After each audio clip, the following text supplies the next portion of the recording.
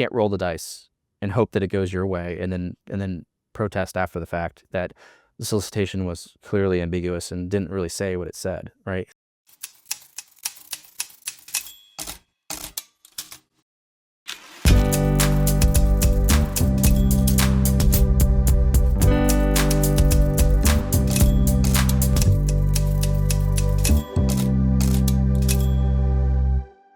Welcome, everyone. So glad you can join us for another episode of the Optimized Podcast brought to you by VisibleThread. I'm your host, Jeff Shapiro. I'm very lucky to be joined by a fantastic lawyer I've been working with for a number of years now, Josh Duvall. Welcome to the podcast. Thanks for having me, Jeff. Good to be here. And as always, enjoy our conversations. So it'll be nice to see this one recorded. Exactly. Oh, it's going to be on the record now. So we got to be careful. On the record. There you are. So let me give folks a little bio about yourself and please add on to it. Josh Duvall is a shareholder in the Washington, D.C. office of Maynard Nexon and is a member of the firm's Cybersecurity and Privacy Practice Group and the Government Solutions Practice Group. Unique thing about Josh is that he's a certified information systems security professional, a CISSP. Very interesting. Josh, I mean, you're into cyber, you're a lawyer. How did that happen? Yeah, good question. So I worked for government contractors before going to law school, and I was a malware analyst and did some other IT stuff. And after law school, I sort of, got in the government contracting space as a lawyer, and thought it would be good, given my technical background, to take yet another exam, and that was the CISSP test, which folks say is like the gold standard. It's an inch deep and a mile wide, where you've got to know lots of different things about a lot of different domains.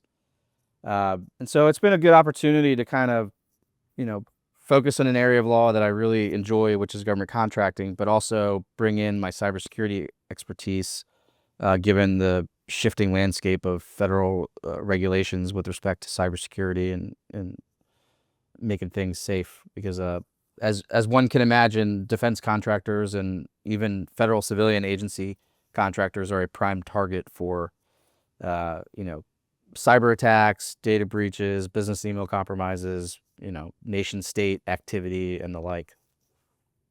Love it. Yeah. So Josh, today I thought I'd bring you on. I think we talk about a little potpourri of GovCon topics here. I like that word. Good one. See, now we have a great title for this. Yep. So I know you cover a lot of different areas on behalf of the firm. Let's start talking about one of the hot issues going on in the legal field is the organizational conflicts of interest. There's a proposed rule out there, and new administration. This is gonna be one of many key areas of focus. I would love to hear from you what you see going on in that area.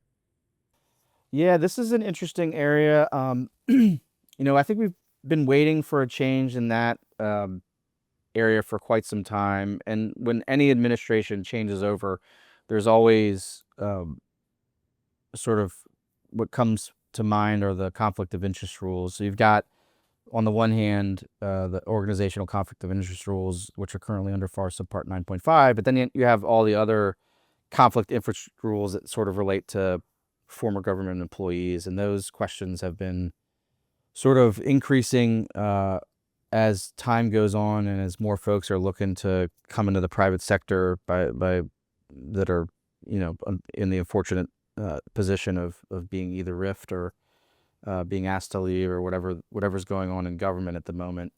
And so it's always timely to talk about these issues.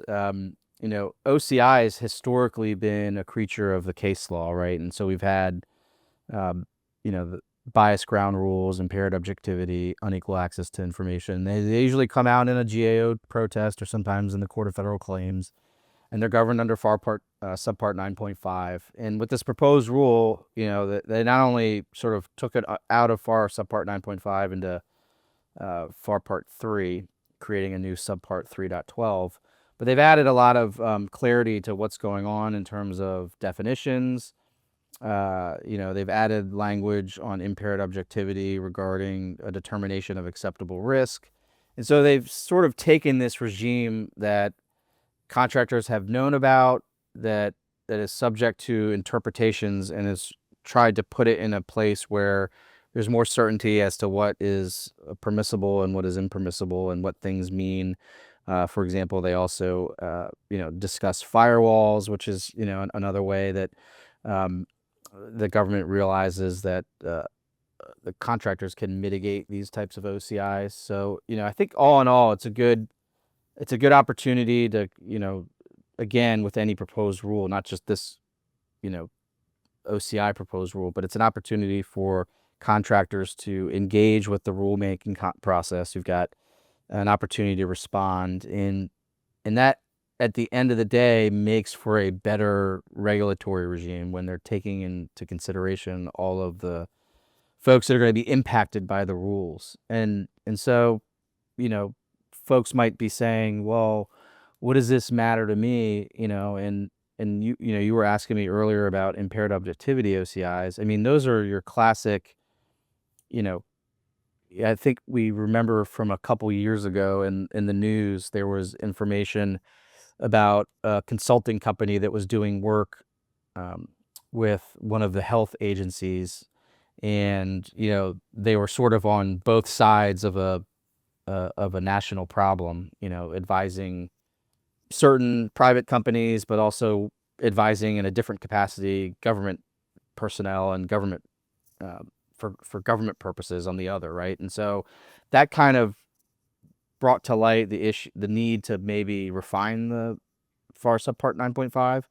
And so when you look at impaired objectivity from from your run-of-the-mill IT services contractor or what have you, it's the type of situation that kind of speaks to conflict of interest. It's where you've got interests that may impair your ability to give impartial advice. Well, if you're going to be selected for this contract over here, but part of this contract is to review the work of some other contract or program over here, and you are also working on that program or contract, like how are you able to give the government the type of advice it needs when your interests are going to be impaired, because you also want to make sure that you're not jeopardizing your own concern. So the FAR addresses that, and interestingly, with respect to impaired objectivity OCIs in particular, the FAR Council has added language on determining an acceptable level of risk with respect to impaired objectivity OCIs, and the government will then consider a bunch of factors that may include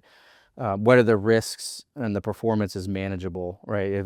What's the level of risk on this type of impaired objectivity? So as we move forward in the government contracting process, I think government contractors are going to have a lot more clarity, and there's going to be a level of flexibility that the government has with respect to determining an acceptable level of risk, or mitigating or even waiving OCIs. So the power determining whether or not that there's a conflict of interest, it lies in the contracting officers, right?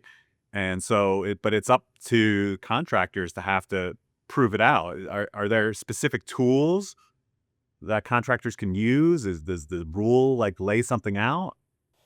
Yeah, so there's, when we talk about OCIs, there's, you can avoid, neutralize, mitigate, waive, right? And so a lot of these OCIs come up in uh, sometimes they're on the front end where the government says this company X isn't allowed to compete, right? We've determined there's an OCI.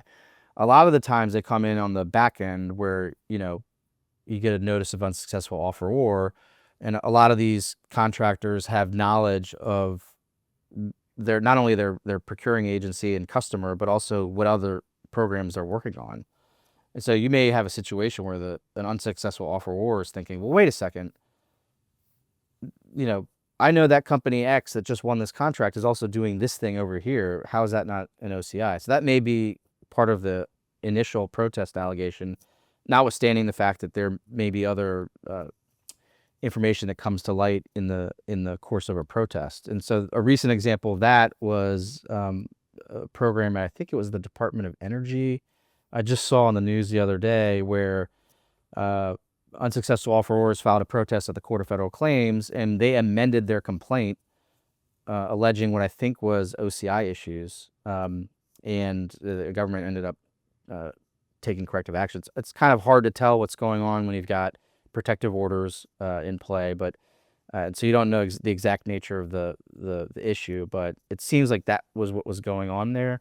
And so in that instance, the government's got to come back and say, all right, well, now we've got to look at this OCI, right? And is this going to impact the award decision? And ultimately, as many of these issues are, they're just hardly, they're contested in litigation because, with the consolidation of the budgets and shrinking of federal resources and programs are being moved for efficiency, it has been the bane of many contractors seeing a bunch of contracts gobbled up under one roof, because it naturally makes it, for some contractors, a little bit more difficult to compete, because you've got a lot more, whether it's more FTEs that you've got to manage, or you've got more, you may be an IT company that only does a sliver of the work, and now you've got 8 or 9 more task areas to look at, and you're like, well, wait a second, how do we do that? So it comes out, and I think we won't see the end of it. For now, this is just a proposed rule. So FAR subpart 9.5 and the GAO and the court decisions that sort of talk about what an OCI is now are still what contractors should be looking at. If and when this rule becomes finalized, then we'll have a new regime to look at, right? Yeah. So I believe there are 3 types of OCIs. Can you walk us through that? Yeah, so those are, your bias ground rules, which is basically you've somehow in some way influenced the requirements development or evaluation criteria for a procurement, right? The ground rules are tipped in your favor. The unequal access to information, which also comes out a lot, which is a really fact-specific OCI. That one is, it can be very interesting to read when you're reading the GAO decisions, because it really hinges on the facts, and that's just where an entity or an affiliate has an unfair competitive advantage because they have information that was given to them. Maybe you have inadvertently given information from somebody else's proposal, or information that wasn't available to all offerors. And then the third one is the impaired objectivity, which was what I was just discussing, which is, you've got your interests aren't really aligned. The government's looking for an open relationship with a contractor, but in the background, the contractor is not worried about serving its client, the government here. It's also worried about its relationship with this other government client over here, and it may be in a situation where, because it's working on 2 programs and one may be reviewing or overseeing the other, whether or not the government's truly going to get, unimpaired advice, right? Because the contractor's looking out for itself in that situation, or at least that's what they. It's that last principle that I think what caused the schism years ago with SAIC, spinning out Leidos, having the system integrators in the same room as the CETA advisors. And so, there were several companies like that where there were lots of split offs like that. So, no one would ever come out and say the DoD made us do this or the government did us. That's essentially what happened. They found themselves having a lot of trouble proposing a number of different opportunities. So they're like, what are you talking about? Right down your hallway, there's people who built this thing, and you're the one who wants to advise whether or not that's safe or that complies with whatever regulation. So that's very interesting. So you were just talking about, so reading. We're going to talk about protest issues a little bit later, but I just want to talk a little bit more about reading GAO decisions. It's not just for lawyers. It's not just for compliance nerds like me. I mean, if you're a business developer, reading those decisions can give you really interesting insights about how certain companies are chasing opportunities and some of the process. And, obviously you're not going to have access to the proprietary information that leads to the decision, but there are lots of interesting nuggets in there about how source selection evaluation boards rate proposals and comparing things to each other. So I don't know. I just want to throw that out there and get your thoughts on the importance of reading GAO decisions. I think you hit the nail on the head. I write often a lot about GAO and court decisions, and knowing what a decision says on the one hand is helpful, but I like to talk about and discuss these decisions through the lens of what happened before the GAO got to its decision, right? And are there any learning lessons that contractors can use down the road? So an example might be task orders, right? So for the last couple of years, GAO's task order jurisdiction was 25 million for DoD procurements, right? Which meant if the value of the order was below that, you can't protest it. In the latest NDAA, that shot up to 35 million, right? And so when I'm working with companies, I say, look, when you're bidding on an effort and it's a task order, and your pricing team comes back and says, hey, we're good to go at $36.5 million, a light bulb should go off, because it may indicate, not always, that the government is looking to award a task order to avoid a protest. And so if all things are being equal and they've got very good responses from company A at 36.5 million and company B at 34.8 million, if the government wants to avoid a task order, they're going to go over here, right? And so that's something to be mindful of. And the other thing that folks need to be mindful of is some of the other stuff that comes out in fixed price contracting, for example. You ordinarily, there's always a focus on price. The next company coming in is underbidding, and can they really do the work? And so, really having an understanding of what the terms of the solicitations say and how they're going to evaluate price may give you an opportunity to push for questions or seek clarification into exactly how the government's going to evaluate price. Because if you're the incumbent, for example, you know what the price is, and if you're worried that someone's going to undercut you, you may want to try to push for that. Whether the government amends the solicitation is another story, right? But at least you're starting to play with the, because we've got a rule system for government contracting, and contractors need to understand how to use these rules to their advantage, right? And so if you really want to, step up your game, so to speak, it's to pay attention to the GAO decisions to see not just what they're saying, but like, what can we do to avoid these issues, right? And they come out in many, many different ways. I mean, that's just GAO. There's other SBA cases and OHA cases about size and status protests. They're starting to creep up more regularly because folks are seeing a very competitive and contested market for these contracts, because historically the pool of government contractors is going down, but the value of the contracts is also going up, right? And so if you're going to be competing for more work, a lot of the contractors are saying, well, I'm already pot committed if I've spent X number on B and P in the front end. And so if this is a very important strategic award because it's an agency I want to get in, or a customer that I know well, or the value is just so high, they're starting to make more business decisions like, okay, I'm going to protest. And it's not a reaction. It's built into the strategy from when they even submitted their bid, right? Because they know the importance of, because a lot of contractors now looking 3 to 5 years out.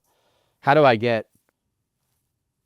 want to be in 5 years, and how do I get there? Now, it's not to say that they're protesting everything, right? Because that's not really a wise strategy. But knowing how to use the rules and knowing when to protest and knowing when to do this, if you can get a contractor, OCI'd out of a procurement, I mean, that's a powerful thing, right? Does it happen all the time? Who knows?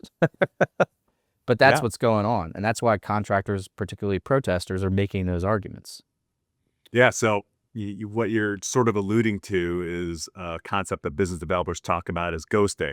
And, usually it's a way of shaping the RFP such that you're building a requirement that that your competitors are very weak in, or just won't have any interest in chasing. Well, OCI, there's another technique for you.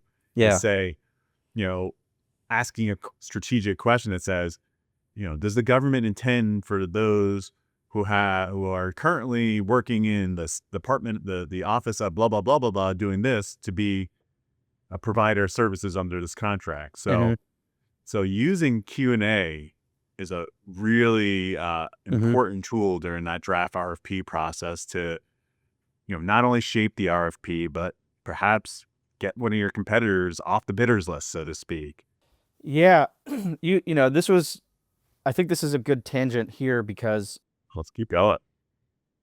there was an interesting protest decision not that long ago about how Q&As factor into the agency's evaluation. And so we all kind of see the Q&A process. I mean, some of these government Q&As are just, there's a lot. I mean, there's a lot of information to digest. But there was a protest that there was a widget for SATA. It was a portable satellite type of procurement. And the protester alleged that the awardee's satellite, and I think there was a substantial price delta between the two, and so I'm sure that's why the government went with who they chose. But as it relates to the Q&A, you know, the portable satellite had to be certified, basically, right? Mhm. And the protester alleged that the device or whatever that the awardee proposed actually needed to be modified to meet another solicitation requirement. And so because it may have submitted or proposed a portable satellite terminal, whatever it was, that was certified, the agency guidance on the certification process said any deviation from that, you need a recertification. And one of the Q&As was, does the widget need to be certified at the time? And so it became a question of like, does the Q&A govern when you needed to be certified? And GAO agreed with the protester. They said, hey, look, the Q&A unambiguously said you've got to be certified at the proposal submission. And oh, by the way, even though they proposed this widget that was certified, it needed to be modified in order to meet this other solicitation requirement, which meant it needed to go through the recertification process again. So GAO agreed with the protester there. But the powerful thing about that protest is GAO really drilled down into the fact that the Q&As, the questions and the answers, are very much a part of the solicitation. And it can be confusing for folks because there's not always an amendment with a fresh, clean sheet of here's the latest RFP conformed to every single Q&A, right? You sometimes get that, but oftentimes no. And so contractors need to be mindful that those Q&As actually do have a significant bearing in that case, on how the government is going to evaluate your bid. And so, 100%. Yeah. you know, When I'm advising my clients working on competitive solicitations, not only should your checklist address your technical checklist of making sure you're meeting all the RFP requirements, checking off that you're meeting all the various SOW requirements, the section L, all the volumes that you're supposed to submit mhm, within your response from technical to security to past performance to price. Make sure that checklist also says, hey, go through those Q&As and make sure that that the proposal is addressing all the requirements that's outlined in Q&As. mhm. So man, I thank you for bringing to light that protest. I really, really key that Q&As are part of the solicitation as much as the RFP itself, the cover page. I mean, everything that's within, typically within the getsam.gov solicitation, it's essentially fair game for the government to assess your proposals. Yes. Anyway, so since we're on this topic, let's delve deeper more into the protest side of things, and we can come back later to the cyber if you don't mind. Sure. So what are you seeing in the protest world? That's a hot topic right now. For me, key personnel, but maybe you've got some other ideas that I think our listeners would want to hear about. The lines of communication are clear and open, right? I think what is it, CAVU for uh aircraft fighter Oh, pilots, right. right? Okay. So yes, key personnel is a huge thing. I'm glad you brought it up. Again, this was not scripted here. We're just going off the cuff. But an interesting development, in my view, is we always see key personnel. I mean, it is, I think contractors have a universal. It depends on whether they've gotten bit by this issue before. Because on the one hand, if you're on the other side of it, you're liking it because you're like, yes, key personnel unavailable, you can't have this contract. But if you're on the other side, you're like, are we really letting a procurement system rest on whether John Q. Smith or Jane Q. Smith takes a job, 14 months after proposals were submitted because they've got a family to feed and maybe, and so that's going to upend a $434 million contract. I don't know if there is that fact pattern. I'm making that up, obviously, but that's what happens. You get this situation where someone's no longer. And so not only do you have a divide between the Court of Federal Claims and the GAO on whether or not there's a duty to notify, but the interesting thing about this protest issue is that in the last 18 months or so, I've seen, and I wrote about this, which is why I'm excited to talk about it in Law 360. I've seen 3 cases in GAO where the unavailability of key personnel was surfaced as a defense to the protest. And what I mean by that is either the agency or the defendant intervener, the company that won the contract, said, GAO, you should dismiss this protest because the protesters' key personnel was unavailable. And because the protesters' key personnel was unavailable, they're not an interested party because they can't win the protest. So you're not getting to the substance of I disagree with the technical evaluation. I disagree with the trade-off analysis. I disagree with the pricing evaluation.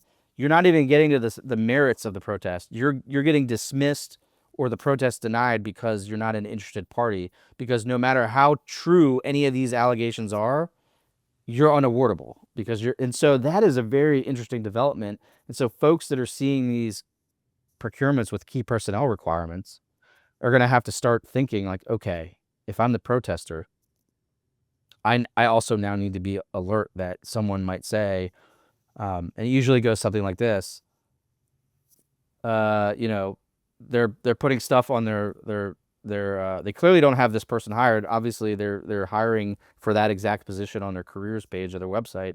Or you get into the record and you realize they proposed a person and you're like, well, wait a second, that person just changed jobs like 3 months ago according to their LinkedIn profile.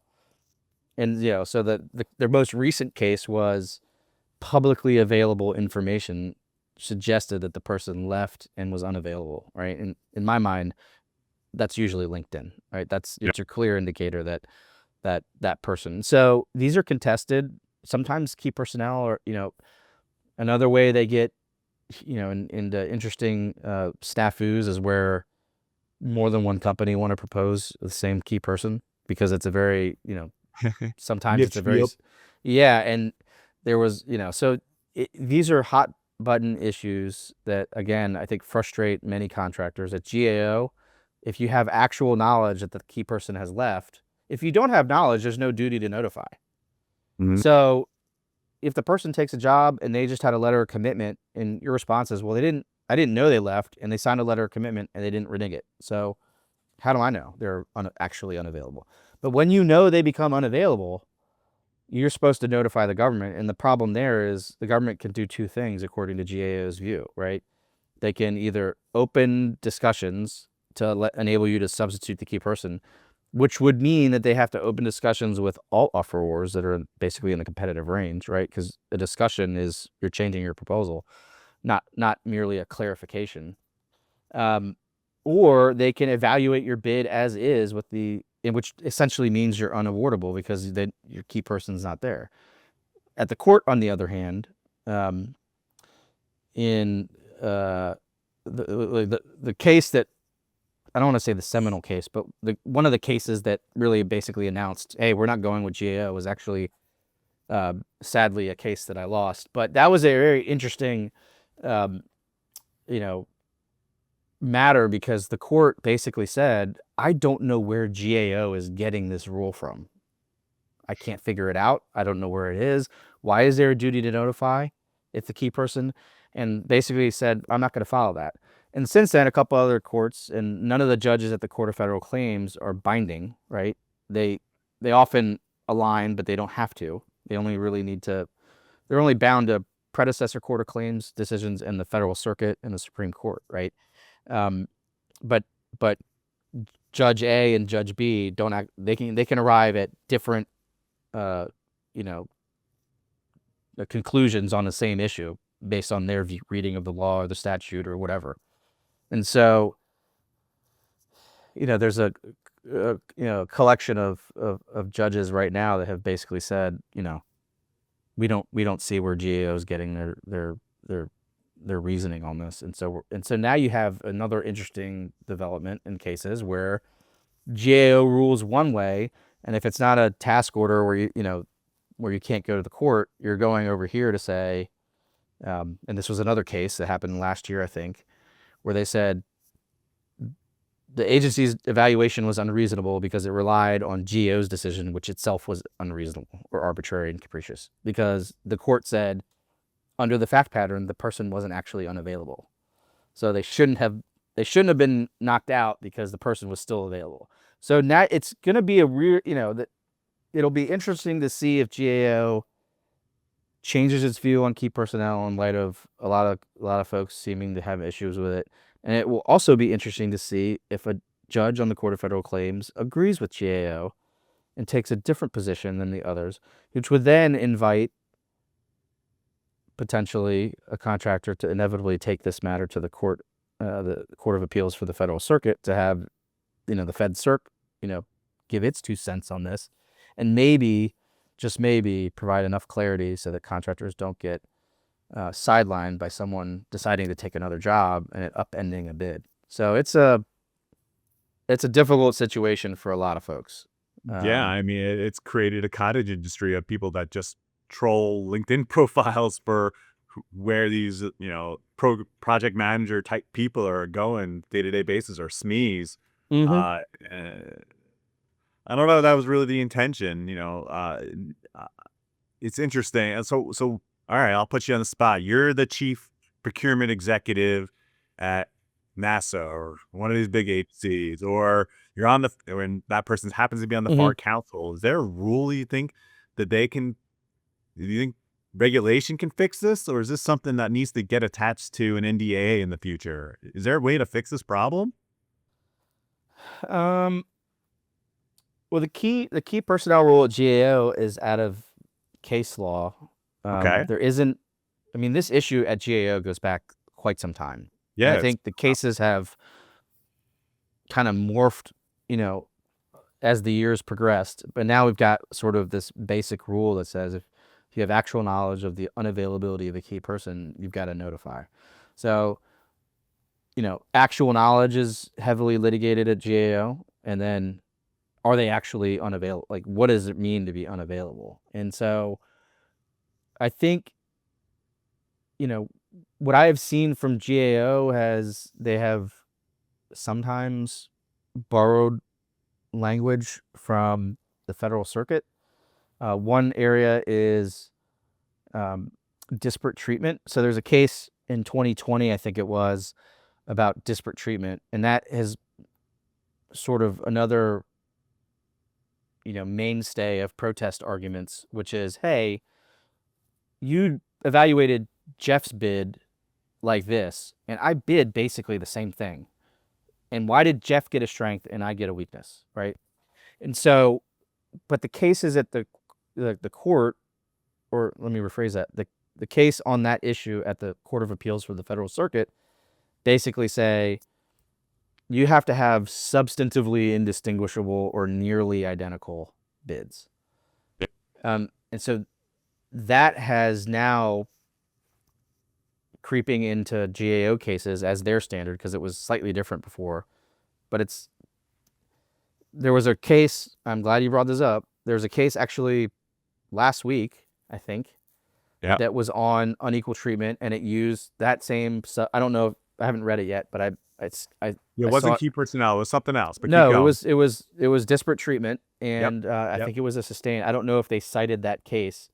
But the interesting thing there is, and I should probably go back and read it, is I have seen disparate treatment cases at GAO cite this substantively indistinguishable standard, and I've seen other cases since that rule was announced by the Federal Circuit rely on its own collection of cases. So it'll be interesting to see if GAO harmonizes and moves forward with that. But that was an interesting case because I believe the protester won on that issue on disparate treatment, and I think it was about I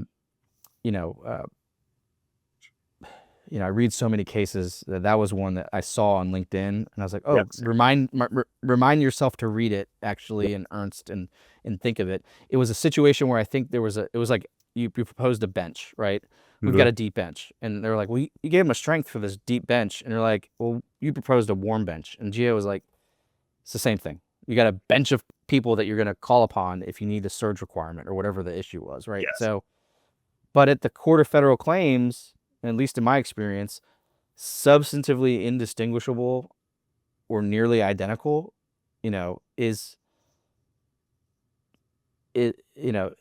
can be a source of frustration for protesters, because is the standard identical or nearly identical? Is it exactly the same, or is it basically the same? And I've seen cases where it's kind of seems like they proposed the same thing, but the way that they're being evaluated is sort of more on the lines of you didn't use you're not going to have the same sentence in your proposal. I mean, unless you use this, copied each other. So what is it going to look like? So where is the true line of substantively indistinguishable? And again, shame on me for not synthesizing that case before this call. I should probably read that and see what GAO said, because that was an issue where they said, hey, pretty much the same thing. So why did you, and that goes back to the hallmark of government contracting, which is you got to treat people fairly, right? We got to, if it's got to be an apples to apples evaluation here, right? If you're going to give contractor A a strength for this, you've got to give a contractor B a strength for that, right? Absolutely. So, all right. So Josh, let me ask you the general tough question that you probably get 3 times a week. When should I protest? I think there are a couple things to consider for protesting. One is value of contract. What was your business development and capture effort like? Did you have a strong sense that you could win this, right? Or was it a one-off? Hey, we learned about this late, but it's really in our wheelhouse. We don't typically go after bids like this, but let's just, throw out the Hail Mary like Jaden Daniels did in that epic game earlier this season, and resulted in a nice touchdown and a win. Yes. So sometimes that happens, but a lot of the times it's the value of the procurement, the specific customer. If you're trying to get in with another agency, or you're trying to establish more of a rooted, more roots within an agency, and then going back to what we talked about earlier in the episode here, what are the protest issues I'm going to be looking at? Because it can't be I don't like that I lost, because that's just a subjective. You're going to, the standard at GAO is reasonable, which ostensibly is an arbitrary and capricious type of standard, which is what governs protests at the Court of Federal Claims, right? And so if the government can articulate its reasons, then you're most likely going to be out of luck, unless those reasons evince a procedural error, which can be, we got a weakness, and everything that they're talking about is something that is not mentioned anywhere in the solicitation. In fact, not only is it not mentioned in the solicitation, it doesn't even have a nexus to any of the other evaluation factors. So why are we being evaluated on this? Is an unstated. Had I known that this was what they were truly looking for, I would have written my proposal completely differently, right? So that's an objective. And so the problem with protesters is you don't know until you get the record. All you have at best is a debriefing that gives you some information as to the evaluation, and maybe a redacted source selection document. But if you want to go protest, it needs to be with an understanding that, chances are you're really going to need to be, the protest doesn't really start, at least unfortunately, at GAO until the record is produced. Because you're going against a stacked deck because you just don't have information. You just have your information and public available information. And GAO's pleading standard, if you will, is arguably a more stringent pleading standard than it is to get into a federal courthouse. Wow. Because they don't allow speculative protests, even if those speculative protests could potentially be true, right? I've seen protests get knocked out where they say, well, as much as you might be right, this other thing might be right. So that means it's speculative. In federal court, if you've got enough facts and plausibility, it survives typically the, Twombly, Iqbal, what's in these cases that come out of the Supreme Court that say what's needed to plead a complaint in federal court. And so when you don't have the information, that's when you see, like, upon information and belief, we think this happened, right? At GAO, it's a little bit, basically it's a little bit higher of a standard because you have to know what went wrong. And that only way you really know that is at the beginning, at the onset of a protest, is my debriefing, what I know publicly, what I can extrapolate from the awardee's website or public information, or when, one of the things that was all the rage is, did you have a lapse in your SAM registration, which I believe there's an interim rule on that. So that's really not so much of an issue as it used to be years ago. But that was one thing that protest attorneys looked for. Is their SAM profile current? If not, I'm going to say they're ineligible, right? And so, but when you get the record at GAO, then you have an opportunity to see what transpired, and then you can either withdraw because the record is not going to bear out your arguments in a way that will show prejudice, even if there were flaws. Or B, you say, now we know there's some mistakes here, right? Because now we can see, at least when you're, you at GAO, you pretty much, you can do a pro se protest, but you really need your outside counsel because you want to be able to see an unredacted source selection document, right? And you can say, this is wrong. They, made their evaluation rested on unstated evaluation criteria. They gave the awardee a strength for proposing a warm bench of surge support, and we didn't even get that over here, and we proposed a warm bench of surge support, so what gives? And, oh, by the way, here's some regulatory things they were supposed to do, and they didn't do those right either, right? That's all for post-award protests, right? And so when you get to the record, you can either withdraw or you can continue to fight on, right? So when contractors are asking whether or not I should protest, is this a close call? Are you kind of, does it look like you could be an awardee, or did you get so many weaknesses that it looks like you're not even in the running? But I have to use caution there because, I had a protest. I've had more than one protest where that was the case, and it was because the government evaluated the offeror in a completely different. I mean, it was just RFP said we're going to evaluate you on this, and they just did banana, right? I mean, so yeah, you gave us all these weaknesses, but you're evaluating us on a standard that did not exist in the solicitation. It was a lot of the times it's, tell us how tell us about your past experience doing X, and then you've got task areas and subtask areas, and then the evaluation comes out and it's something like, you didn't tell us the exact process you would use to satisfy C.3.2.1. And you're like, well, wait a second, you didn't ask that. You just said, tell us your experience and how you would, with all these, discrete cybersecurity and IT information systems stuff, right? Not how we would solve your problem, which we don't know because we only have an RFP in front of us, right? So it can be difficult.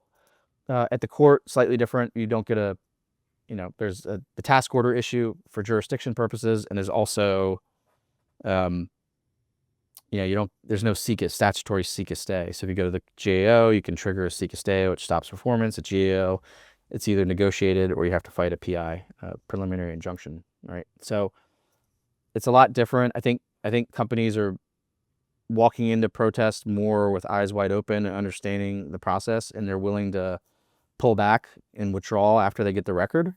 Because if it doesn't look like the protest is going to bear out the way you want to, because the record shows the agency's actions were supportable by reason and documentation, then you back out and you live to fight another day, right? But that's and there's other. I mean, obviously we didn't talk about agency level protests, but folks should be mindful of that, right? You're looking for if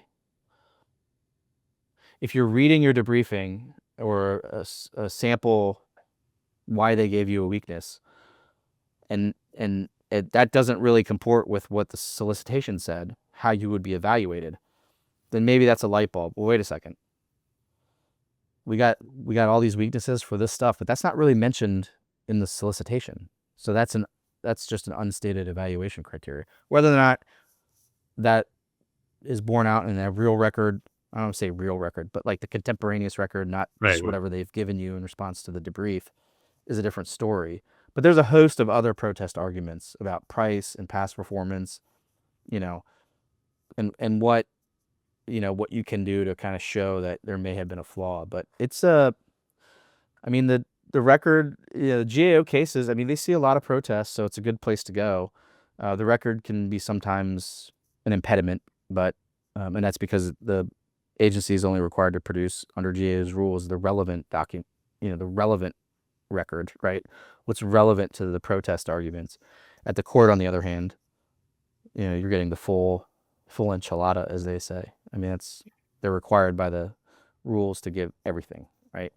Yep. So it's a interesting. I like it. I'm a bid protest attorney. I'm also not one to just. I mean, there's got to be there's business reasons for protesting too. I mean, there's a lot of strategy involved. When you talk about should business developers or folks that are not the lawyers, but like, should they be paying attention to the protest system?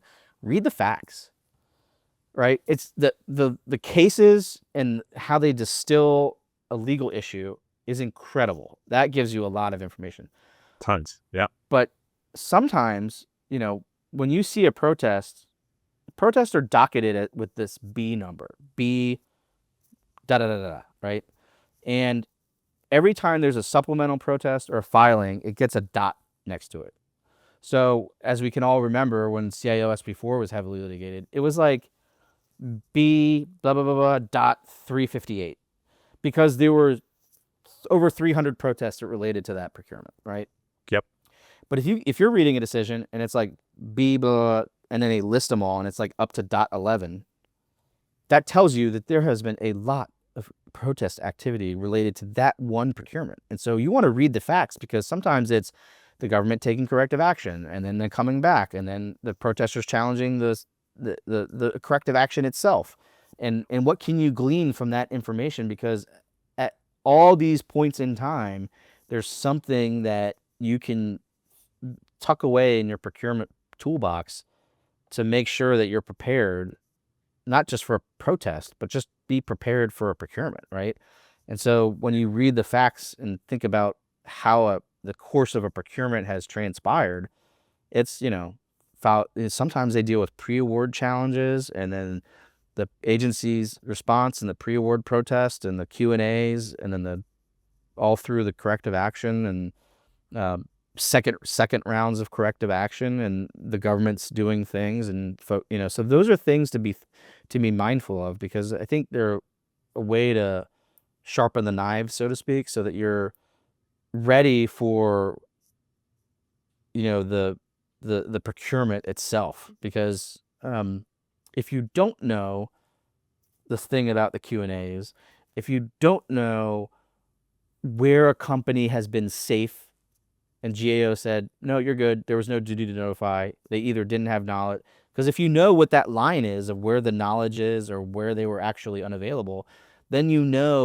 going in what will trip you up and what won't, right? And so you can guard against that by the way that you interact and write your letters of commitment or whatever have you, right?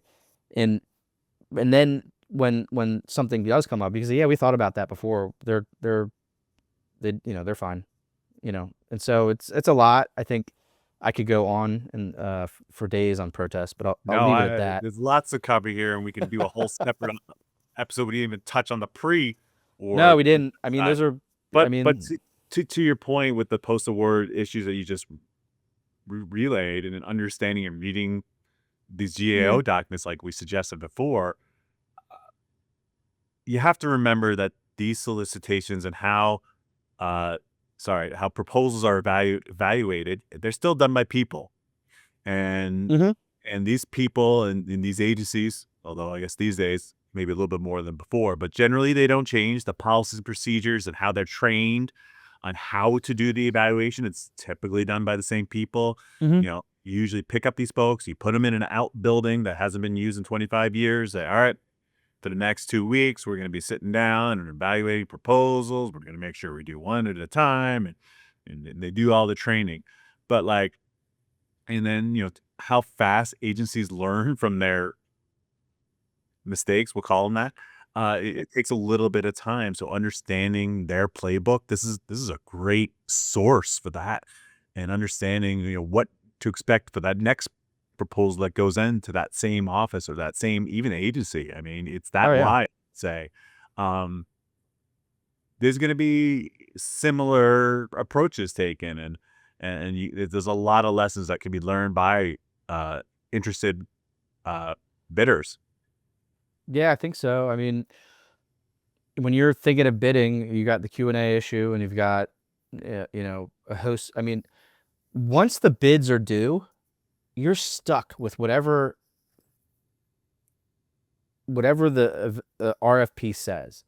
So if you think that there's something that is ambiguous or could be considered then the time is then, because Yeah, only the GAO after the fact is going to say, you should have asked. if it was patently ambiguous, then you should have done. Now there's wiggle room if something's latently ambiguous and it's not really apparent on the face that that's what would happen, but you can't rest your bid on that. So if you think that the evaluation is running afoul of how SBA says something needs to be evaluated because there's a lot of rules under Title 13, or how Section M outlines the technical evaluation, I mean, you got to get those either Q&As in, or you got to be willing to file the pre-award protest, because you want the agency to commit. And you could have an entire podcast, so we won't get to that today because we don't have that much time. But you Yeah, could have I've been talking to someone else, one of our friends, about this opportunity to maybe have a podcast only on Q&As, because there is an art to the Q&A process, because sometimes you want the answer and sometimes you don't want the answer. But you have to be mindful, because if you don't get if you don't ask the question and they evaluate you in the way that you didn't want, then you're sort of, you've hurt yourself. you're in an unfortunate position of being stuck, because the cases basically say you can't roll the dice and hope that it goes your way, and then protest after the fact that the solicitation was clearly ambiguous and didn't really say what it said, right? Because that, Great. they're just going to say that you're wasting time in the procurement process. You should have done that 5 months ago, right? Yeah, even when the Q&A process is technically closed, but the final proposal isn't due yet, and you still think there's something ambiguous, keep asking a question. If it wasn't asked, especially, be like, "Ooh, you still see something?" You got to try asking, because otherwise you'll have no standing when you say, "But I asked the question, and then you evaluated me against this criteria that I specifically asked. What did you mean by?" Yep. Because I could interpret it to mean this, this, or this. If they don't come back and answer that, and all of a sudden your proposal's due, then you got that tough position to make, whether to submit protest. Exactly. They had to be the portable terminal for satellites had to be certified at the time of proposal submission. Well, Yeah.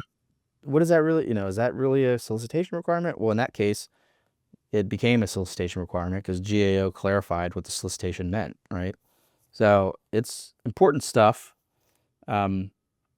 Obviously, adds to the reading list, as they say. But the contractors that are paying attention are able to take these learning lessons from each protest, and make different decisions down the road for, how they're going to operate in the context of bidding and submitting proposals, right? So, one thing is that always comes up is the late proposal rule, right? And there's another split there with GAO and the court on emailed proposals. And a lot of times, with DoD at least, they have these fancy things called email gateways and firewalls and malware servers that scan your stuff before they make it to the inbox of the intended recipient, whether it's the core or the CO. So, and some of those systems don't give you a bounce back email. And so at GAO, your proposal is timely when it gets to the designated person, not the government, unless you've done it in a sufficient time to say that it's under the government's control because you submitted it a day before. But GAO's reading of that proposal submission rule is different than a couple cases at the court. Wow. There's a little bit more.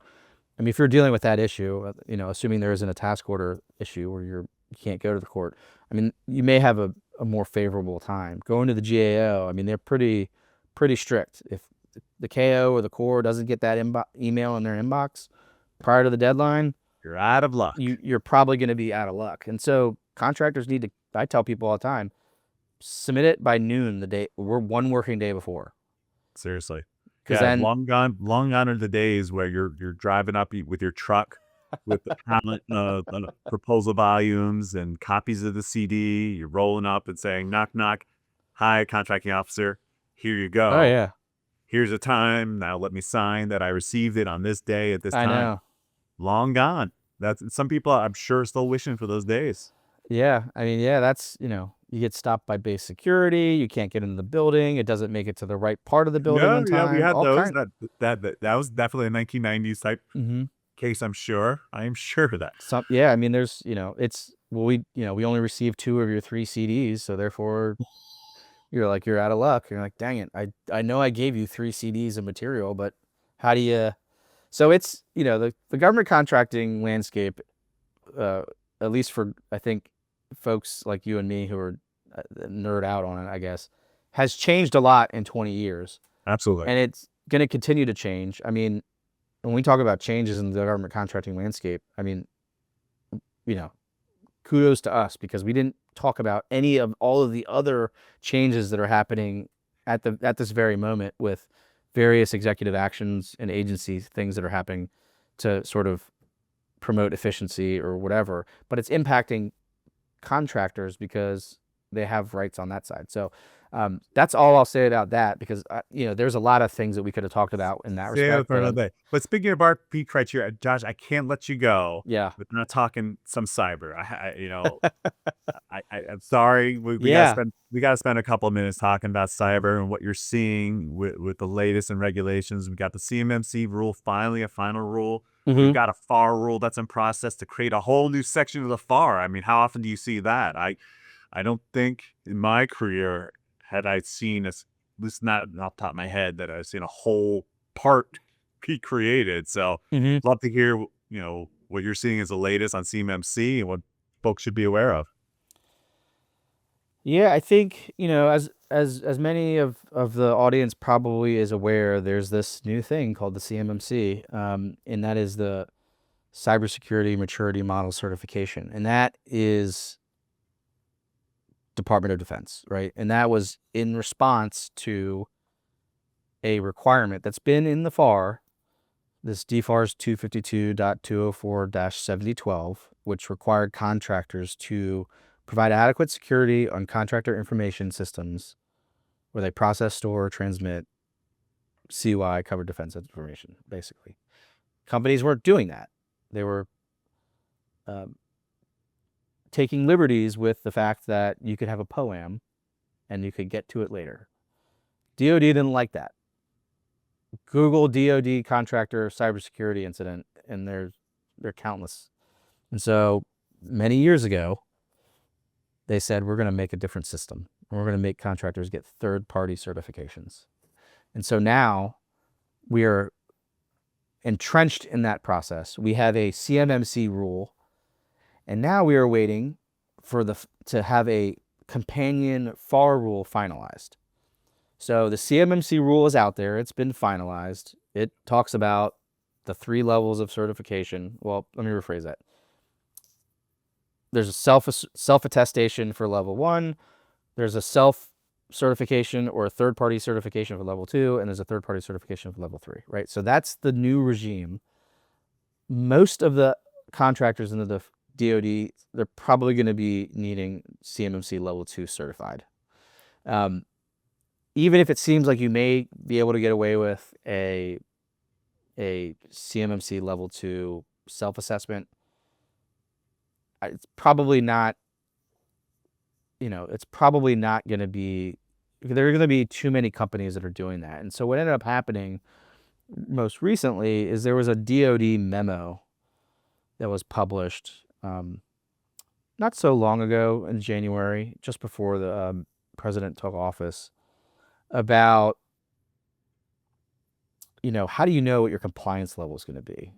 And the interesting thing here is if you've got federal contract information only, then you're in CMMC level 1, which basically parrots the FAR safeguarding rule, 52204-21. Level 2 is, again, the one area where you can either have a self or a third party.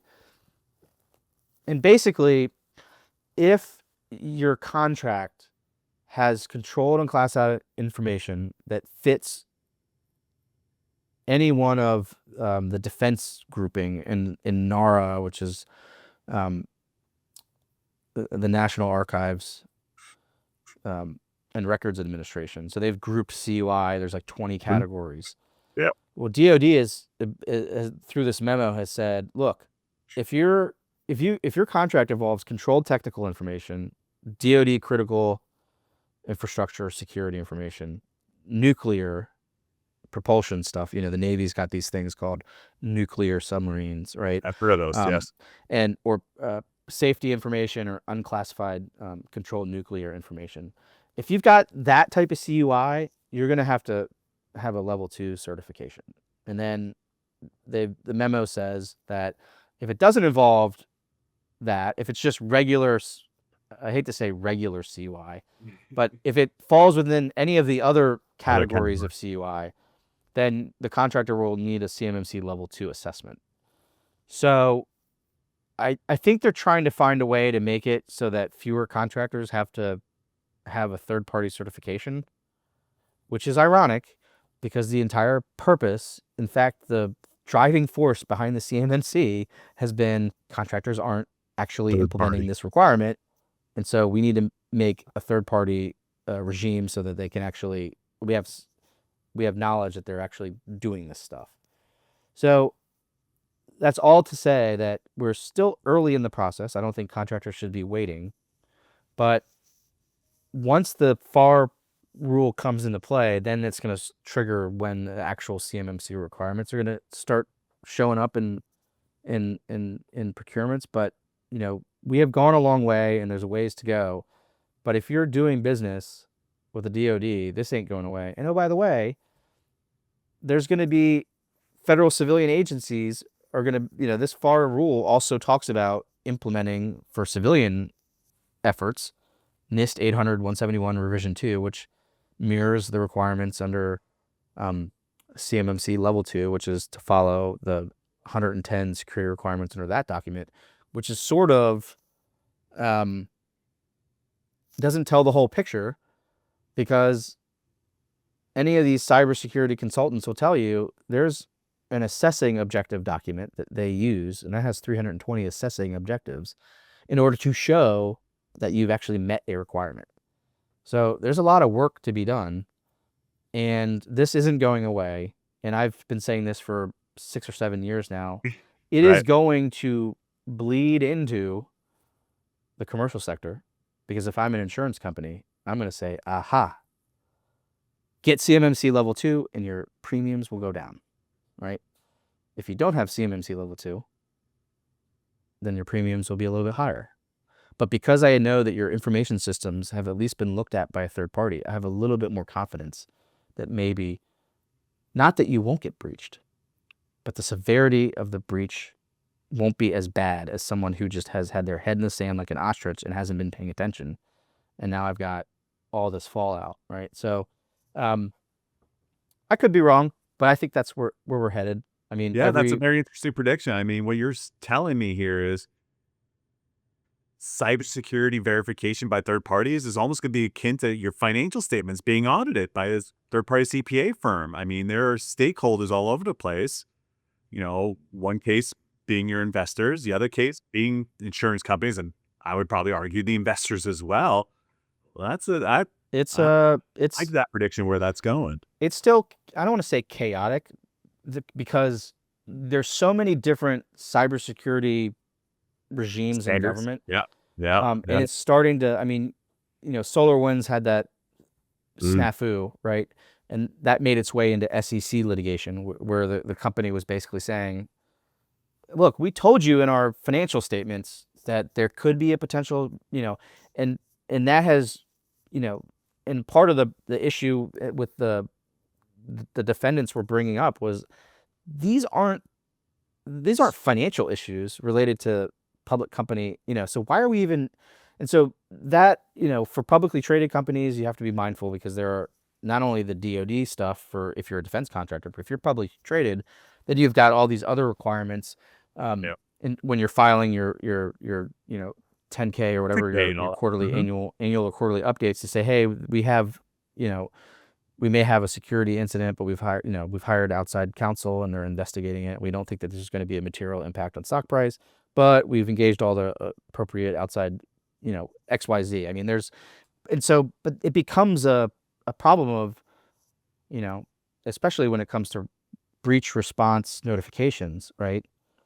One regime says 72 hours. Another one says 8 hours. Another one says reasonable time. Another one says within 24 hours. And so now you're juggling competing time frames when you have reasonable belief that you need to make a notification, and it becomes kind of a headache, because it's a jigsaw puzzle that's being it's like you're jumping off of a mountain, and then you're building the plane in flight and hoping that you can finish building the plane before you hit the bottom, right? I mean, that's what's kind of happening, is we're building the plane mid-flight and hoping that we can find a solution to this. But this is a complex problem. I mean, nobody is going to be immune from a data breach. That's a cottage industry. I mean, people make their livelihoods through independent third-party actors or nation-state sponsors or whatever to do this stuff, because they have a computer that connects to the internet and they're smart and they know that this type of organization with this type of information most likely will pay the ransom, because they need to get their health records back, right? And so they know, and how missiles are built, or I mean, the FBI knows who pays, and so it's a transaction to them being the bad actors, the threat actors. Yep. And they want folks to know that they will give you the decryption code, because it's a business transaction for them. Because if they stop giving you the decryption code, people are going to stop paying the ransom. So they very much approach it like a business. It's unfortunate that that's what's happening. But, when you circle it back to DoD, that's what they were worried about, which is no one was really taking this cybersecurity stuff seriously. So let's put a third-party regime on top of it and make contractors get some sort of certificate or whatever that says that they've implemented a reasonable measure, and now it's the whole thing. You've got to have all of them. And there's some language to potentially have some flexibility, but basically you've got to implement these in order to be eligible to win a contract. And so as contractors move forward, it's going to be imperative that they are doing this now, and be prepared that you may be more in line with CMMC level 2 certified, not CMMC level 2 self-attestation, right? So your first contract may say self, but if you're going to be in the supply chain, eventually you're going to have a third party do it. So it's worth the time and energy and expense to start building your system now, so that when large primes want to have you as a subcontractor, they may say, you got to be certified. Yeah, and certification is not an overnight process. You can't just walk into a company who's a C3PAO that my firm Hmm. happens to be and say, "Hey, I need this done by next week so I Hmm. can hand in my proposal." It doesn't There's a work lot like that. of Yep. planning that needs to be put in place, and you read that manual and you think that you've got all those NIST standards, addressed. The audit, the accreditation process takes some time, so you gotta keep that into consideration. Hmm. So yeah, I mean everything we talked about here, Josh, planning, right? Thinking ahead. Um, we Oh started out yeah. with OCIs and understanding, how your organization, whether you're potentially hiring a former federal employee Hmm. or maybe you're thinking about buying a business that seems to be a good vertical integration for you. That hey, make sure you're considering those potential OCI risks when you're Hmm. doing that. Are you while you might improve your supply chain, you may be restricting yourself some competition down the road. So Hmm. planning. So so understanding what OCIs are about, and what that rule where that's leading, and we didn't talk about it at the time, but this is when you see rules like this, and it could drastically impact your business today, tomorrow, the next day, you got to say something. And whether that's through an industry association or sending it directly, if you don't say anything, don't expect anything to change and just assume, oh, someone else must have that problem. I'm sure they'll say something. Now there's a reason why Hmm. these rules are published for public consumption. And you'll see in these rules, every comment that goes in essentially needs to be acted upon. And the details that come out in the Federal Register says, as we got a comment about Hmm. blah, blah, blah, blah, blah. Well, this is what we considered and why we thought you were full of good junk and we were right. Okay, at least you tried. Yeah, they So read them. I mean, they're you required. I mean, have to. SBA published a rule that I thought, and we didn't get into it, but there's some changing landscape with SBA rules with respect to M&A. And one of the rules dealt with negative affiliation control. Ugh. And the way that the proposed rule was written was like, you're going to be boxed into a certain number of unanimity requirements. If you're a minority shareholder, you want to be able to have some certainty that your financial investment isn't impaired by a majority shareholder that can take action, all kinds of actions for the company.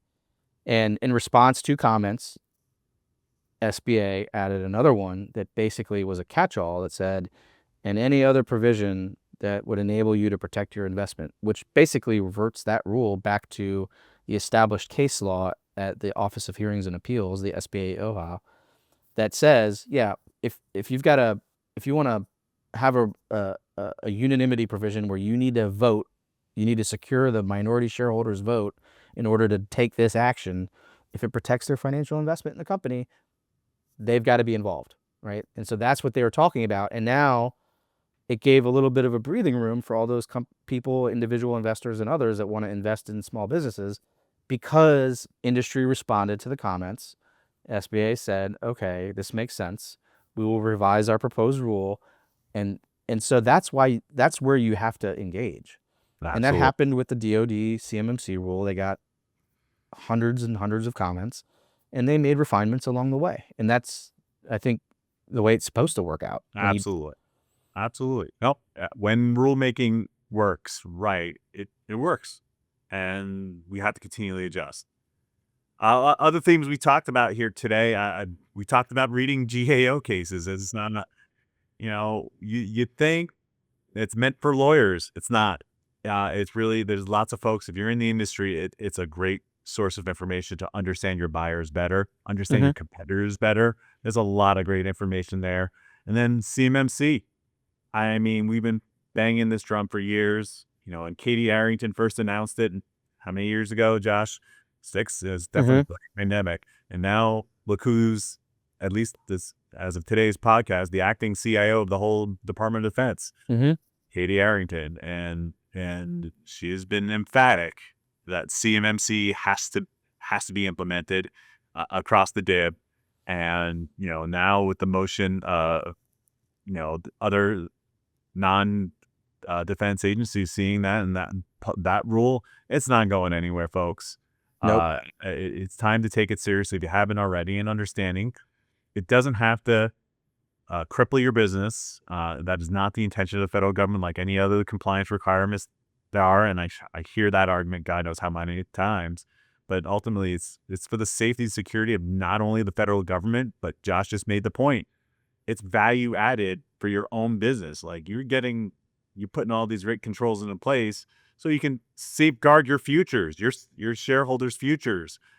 Really critical things here that we talked about here, Josh. And I know we could talk a lot longer on some of these topics. But any other takeaways you want to make sure the listeners walk away from today? No, I think that's it. Just be mindful, and this is in a turbulent time, I suppose, for government contracting. Absolutely. But the business of government still needs to happen, and so there's always gonna the landscape may be shifting, but the more you can take advantage of the tools that are out there at your disposal and use those to inform your decision making, I think will pay dividends down the road, because the government contracting marketplace is going to only become more competitive. Totally agree. I'll give a free plug for Josh. You've alluded to it a couple of times. You have a great blog for lawyers and non-lawyers alike. Yeah, can you let folks know the name of that? Yep, it's GovCon Judicata, Judicata. And so it's on LinkedIn.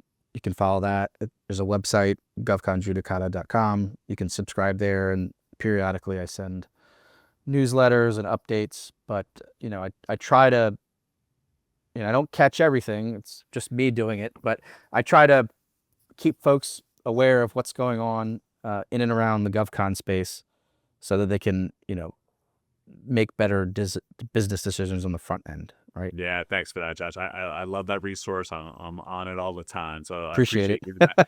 you. Everyone listening, link in with us. Give us feedback. What did you think of today's podcast?